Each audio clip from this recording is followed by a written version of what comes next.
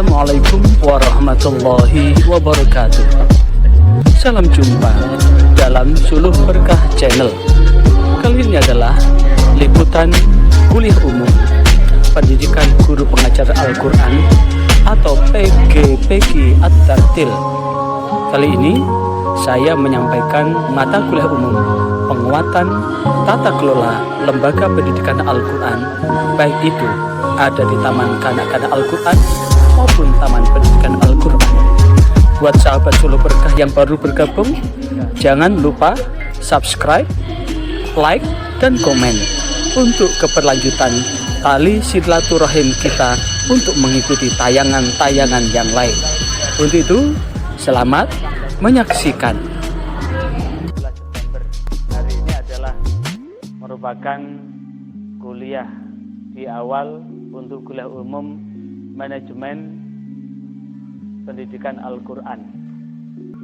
Maka sebelum dilanjutkan penjelasan mengenai manajemen lembaga pendidikan Al-Quran, maka diberikan motivasi dulu berkaitan dengan targib belajar mengajarkan Al-Quran. Maka sesungguhnya hidup itu satu, bagaimana hidup yang lega itu adalah hidup yang terkelola, hidup yang teratur, hidup yang termanage, sehingga ada antisipasi. Antisipasi apa yang dilakukan. Dan orang yang bisa hebat, orang yang bisa maju dan berkemajuan adalah orang yang bisa mengelola. Nah, kata pengelola ini ada hubungannya dengan mata kuliah umum kita ini, tata kelola lembaga pendidikan Al-Quran. Lembaga pendidikan Al-Quran ini kalau ditata dengan baik, bukan hanya mengantarkan santrinya unggul, tapi orang-orangnya yang ada di dalamnya juga bisa merasakan ketenangan di dalam menjalani hidup. Karena bagaimanapun juga, jikalau Rasulullah SAW memberikan target, khairukum man ta'allamal Qur'an wa 'allamah. Sebaik-baik engkau, khairukum, sebaik-baik engkau semua, kalian semua adalah man ta'allamal Qur'an. Orang yang senantiasa belajar dan belajar. Belajar tentang apa? Al-Quran. Karena bagaimanapun juga Al-Quran ini adalah kalam Allah yang diturunkan kepada baginda Muhammad SAW melalui malaikat Jibril yang diturunkan berangsur-angsur, sehingga Al-Quran ini sudah menjadi sosok di dalam diri Rasulullah. Kalau kemudian Aisyah ditanya bagaimana akhlaknya Rasulullah, akhlaknya Rasulullah ya Al-Quran itu. Jadi Rasulullah itu adalah Al-Quran yang berjalan. Sebagai Al-Quran yang berjalan, maka bukan hanya Rasulullah itu hafal Al-Quran, dan ini bagian dari takdir Allah. Kenapa Rasulullah itu dilahirkan dan ditakdirkan oleh Allah tidak bisa tulis dan tidak bisa menulis? Umi itu adalah tidak dibekali dengan kemampuan menulis. Kenapa? Ini adalah bagian yang tak terpisahkan dari skenario Allah. Bahwa Al-Quran itu memang betul-betul dari Allah. Al-Quran itu betul-betul murni dari Allah. Bukan tulisan, bukan karangan baginda Muhammad. Karena itu dari Allah, maka membaca Al-Quran itu sama dengan berdialog dengan Allah, berbicara dengan Allah. Makanya Al-Quran ini ketika dibaca adalah ibadah.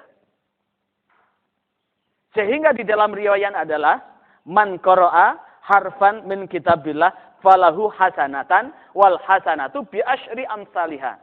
Man qara'a, siapa yang membaca harfan satu huruf min kitabillah dari kitab Allah yaitu Al-Qur'an, falahu hasanatan, maka baginya akan mendapatkan satu kebaikan, wal hasanatu bi asyri amsalihha.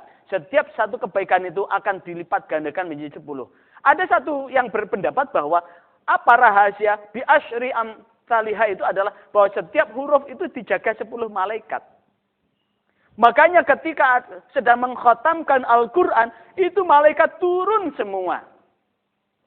Bahkan Allah memiliki malaikat, sebagaimana yang diriwayatkan oleh Imam Bukhari, Imam Muslim, bahwasanya Allah itu mempunyai malaikat, dan tugasnya malaikat itu mider-mider keliling dunia, mencari majelis zikir. Dan zikir yang paling bagus adalah zikir dengan Al-Quran. Karena Al-Quran itu ketika dibaca adalah langsung. Karena Al-Quran adalah apa tadi? Kalam Allah. Maka pada kesempatan ini, ketika man ta'allamal, belajar Al-Quran ini tidak pernah berhenti. Makanya Beruntung buat sampean semua kalau kemudian bergabung di BMG ini. Karena habis ini nanti apakah yang sudah mengajar maupun yang akan mengajar, apakah yang sudah menjadi ustadz maupun calon ustadz, pasti ada namanya temu guru Quran, disebut dengan teguran. Temu guru Quran ini adalah update. Karena apa? Bagaimanapun juga, at-tariqatu ahamu minal maddah. Wal ustadu ahamu minat tariqah. Bahwa metode itu lebih bagus daripada materi. Sebagus apapun materi jikalau tidak punya metode, maka juga tidak bisa tersampaikan dengan baik. Tapi sekali lagi, yang paling penting bukan metodenya, tapi orangnya. Al-ustadu ahamu minat tariqah. Orangnya. Sebagus apapun metodenya, tapi orangnya tidak punya semangat, orang yang tidak punya tata kelola yang bagus, maka tariqah atau metode tinggallah metode. Karena itulah, 3 hal antara materi yang disampaikan, metode yang diinovasikan, dan orang yang melakukan, ini adalah trio. Trio apa? Segitiga proses belajar mengajar. Segitiga proses belajar mengajar ini harus saling berkaitan. Nah, inilah yang kemudian muncul makalah Imam Syafi'i, al-haqqu bila nizam yaghlibul batil bin nizam. Kebenaran yang tidak terkelola akan mampu terkalahkan oleh kebatilan yang terkelola dengan rapi.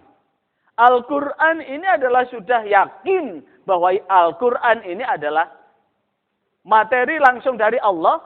Saking bagusnya materi, Allah sendiri kan sudah menjamin, inna nahnu nazzalna dzikra wa inna lahu lahafizun. Allah menurunkan Al-Quran dan Allah sendiri yang menjanjikan bahwa Al-Quran ini Allah jaga. Tapi ingat, ketika Al-Quran yang sudah dijaga oleh Allah ini, yang sampai kapanpun akan dijaga, jika Al-Quran ini sudah berhasil dipalsukan, berarti itu adalah sudah tanda-tanda kiamat.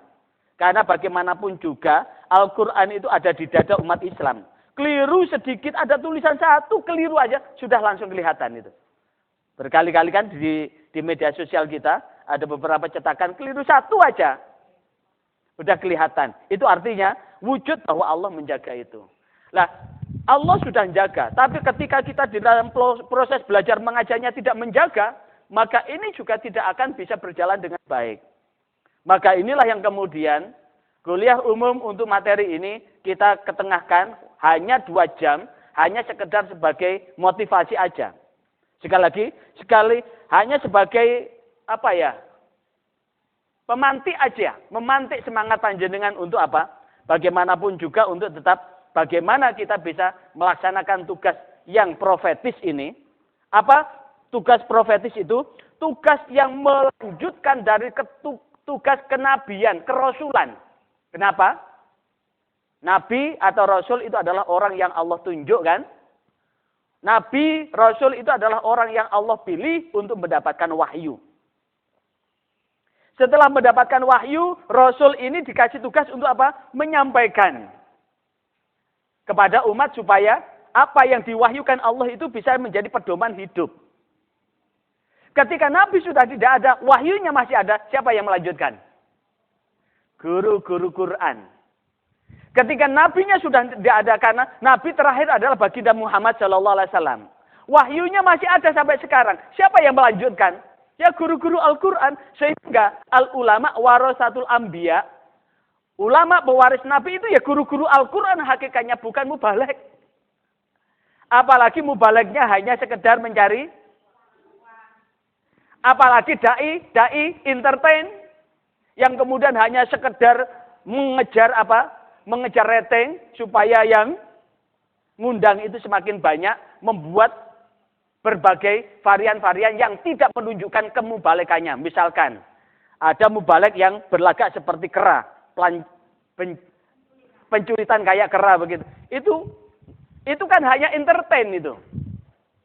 Menghiaskan dengan hiasan yang tidak menunjukkan sebagai nilai-nilai Quran, itu juga dakwah entertain. Jadi sesungguhnya warasatul anbiya panjenengan ini. Makanya Rasulullah itu adalah khairukum. Sebaik-baik kamu. Man ta'allamal. Orang yang belajar dengan berbagai aspeknya. Karena tolabul ilmi minal mahdi ilal lahdi. Dari buah yang dia perlu dari perut. Karena dari perut itu sudah bisa belajar. Karena apa? Kandungan umur 4 bulan itu sudah bisa belajar itu. Karena kalau ingin punya anak yang oke, yang mantap, itu memang dimulai dari ini. Bukan dari hari ini aja, tapi dimulai dari cara bikinnya. Rumusnya ada di dalam kitab Tarbiyatul Tifli fi Ru'yatil Islam. Jadi mulai bikin, dan itu sudah dicontohkan Rasulullah. Saat Rasulullah menikahkan Fatimah dengan Ali bin Abi Thalib, itu dibuat sedemikian rupa antara tamu laki-laki dan tamu perempuan terpisah supaya tidak ada maksiat. Kemudian dikasih makan, setelah makan suruh pulang. Habis itu di dalam kitab Tarbiyatul Tifli fi Ru'yatil Islam, Ali bin Abi Thalib dan Fatimah sebelum buka durian, belah durian, suruh sholat hajat dulu. Setelah sholat hajat, sebelum sholat hajat itu di situ disampaikan bahwa dari sisa wudhu itu diambil Rasulullah, kemudian dipercikkan ke seluruh penjuru mata, agar apa? Ketika bikin itu tidak ada keturut sertaan setan. Dan di situ ingat bahwa malaikat itu tidak mau datang ketika ada orang telanjang. Hati-hati buat yang sudah nikah, angkat tangan. Kalau bikin jangan telanjang bulat, cecak-cecak pun akan malu melihat. Lah kalau malaikat tidak mau mendoakan, malaikat tidak mau mendekat, lawan namanya habis bikin begitu capek enggak? Kalau sudah capek plek begitu, apakah tidak digantikan setan habis itu? Makanya ketika lahir separuh manusia, separuh dan santri kita jelajarnya banyak seperti itu. Nah inilah yang kemudian butuh tata kelola yang bagus. Pengelolaan yang bagus. Kelanjutannya bisa diikuti pada bagian kedua dari liputan kuliah ini. Untuk sementara, jangan lupa subscribe, like, dan komen. Wassalamualaikum warahmatullahi wabarakatuh. Sampai jumpa.